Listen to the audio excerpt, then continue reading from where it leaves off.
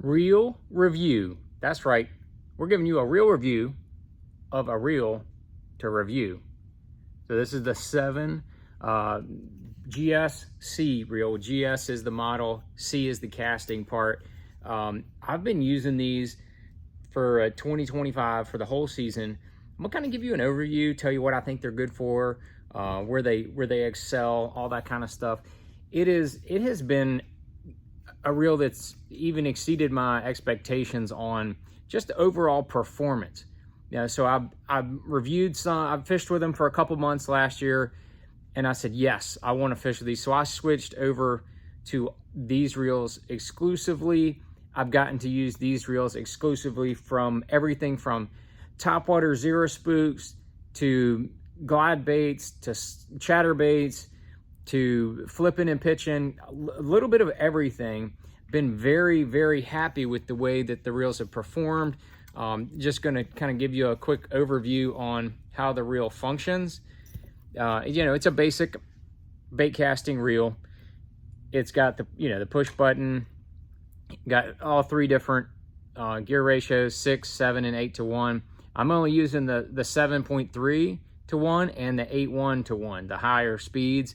That's really all I use them for. It's got the magnetic braking system on the side just to dial it in. But the biggest question I get from people that are using these reels is about the internal braking system, which I'm going to show you now. On the back side of the reel, you can see there's a little lever. When you have it down, it's locked. When you have it going forward, that's when you're able to open up the side plate, and it stays connected, so it's not going to go anywhere. It's not going to go anywhere. But then when you see on the inside, I want to try to do this so that you can see it all.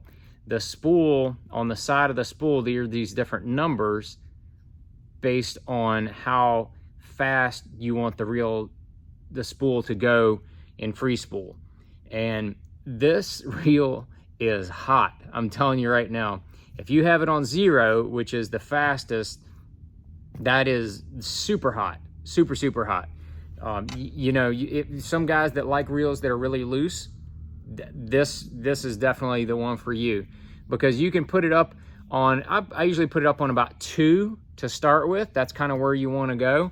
On my chatterbait reel, we've got it on 3. We've got it on 3 just to keep me from blowing this thing up when I'm making long casts into the wind or anything like that. But you can run it all the way up to 4 when you're throwing bigger baits, like a glide bait. Now, I've thrown bigger glide baits on this. This is a 150 size reel, but I've thrown bigger glide baits like the Clutch Boss.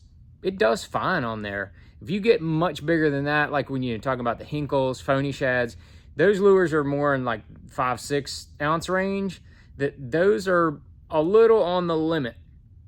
A little bit on the limit for this reel. But any of the smaller glide baits that, the Clutch Eco, Chad Shad, any of those smaller to medium sized glide baits, this reel has no problem handling it, none at all. But I would definitely run it up to that 4, that heavier setting.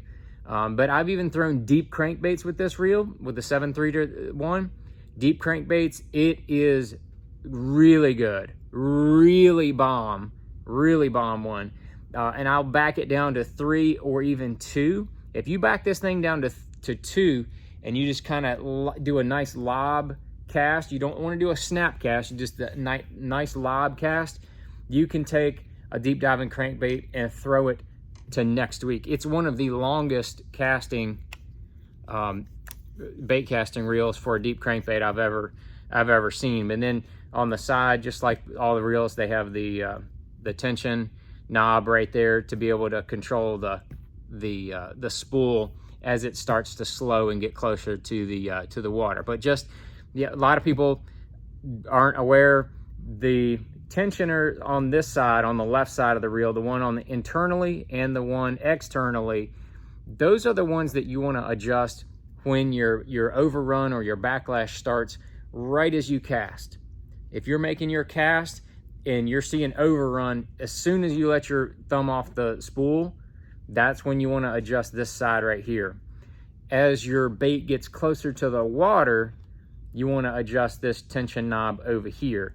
And when I'm dialing in the reel, I'm gonna keep going looser and looser on both ways until I get just a little backlash happening at the very beginning on both sides, and then I'm going to tighten it up just a bit on this side and then tighten it up on this side, doing each of them independently from casting. Once you do that, you can really dial in a reel like this. But you got the carbon fiber handle, which in the past I have not liked carbon fiber handles, but as I have had a chance to fish them throughout this season, that's a thick carbon fiber handle. That thing is stout. I have absolutely wrenched on some frogfish. I'm talking like tightening the drag all the way down, reeling down, and then just banging into them. And you're yanking as hard as you can on that handle. I've not had any issues, no bending, no loosening, no nothing. Just been really good. It's got this reel has the braking system that clicks, and as you can see, the drag is really smooth. That smooth drag is really nice, even on a bait like a chatterbait. You're thinking, okay, I'm throwing 18-pound sunline, probably not going to be using a lot of drag. I like having a little bit of that drag being in effect, because if you hook a 5 or 6 pounder and you got that fish close to the boat and he makes a big hard run, I don't want that. I don't want the bait tearing out of his mouth if you have it in soft tissue. But also, man, we're talking 5 and 6 pounders, 18-pound test. I know it's not what you don't want to have any question on your line, which I don't. It's just a matter of, I would like a little bit of a breakaway mechanism there. I don't want to have to count on my thumb to push the spool down if he makes a big fish makes a hard run. You don't need to do that. You need to have a drag that's consistent and smooth, and that's what that reel has. So I've been extremely happy with it. And I mean, for $180 retail, I think that's what it is in 2025. That is a hell of a deal in my opinion. So that's what I've been using almost exclusively on my bait casters, is that Seviin GS model. Like I said, been using it for flipping and pitching as well. Got my D-bomb on there, old trusty D-bomb. Was able to crack on a few there at 10 killer, just not the right size. But been super happy with that reel. Like I said, I've used it for all kind of different stuff, and for the price, I think it's really hard to beat. I've not had any issues with any of the GS model reels. I've probably 20 some of them that I've been fishing with, and some of them I've put some miles on a few of them pretty quickly in the year.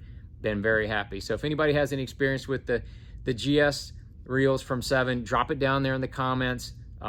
If you want to learn more, you can find them pretty much anywhere on the internet, from Tackle Warehouse, the Seviin reels website, and pretty much most online retailers are going to have those. Not all the independents have these reels yet, but we need to, you need to start asking for them at your local tackle shop if you want to get them in there, because high quality at a good price is kind of hard to beat as far as I'm concerned. I've been super happy with them, and give you more reviews on some of the other Seviin reels as we go on throughout the season.